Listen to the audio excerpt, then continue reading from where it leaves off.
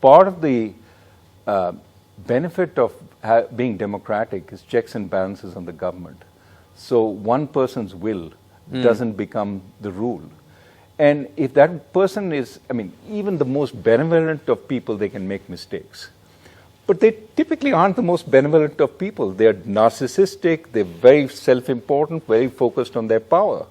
And to them, it matters far less if the whole country is subject to hardship. So long as it reflects their strength and glory, their decisiveness, their ability to take hard decisions. And of course, it can, to the extent it spills over, create hardship for the country, as we've seen with Putin. Yeah. The question is, how much advice do these authoritarian leaders get? How much contrarian views do they absorb, especially when you've killed an independent press? How much do you listen? How much do your sort of officials have the courage to tell you you're doing something wrong here? And the problem is often they build a cocoon around themselves. Right. And they don't hear anything different from their opinion.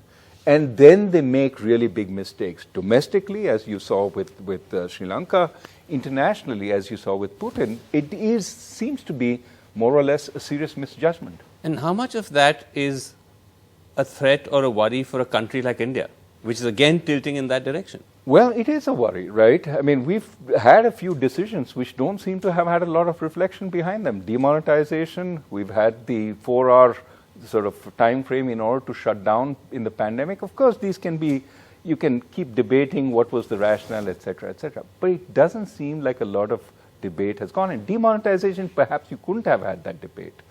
But certainly for the lockdown, I mean, you could have war-gamed its consequences better. You could have war-gamed within a small circle, Sure. and you should have had contrarian views, etc.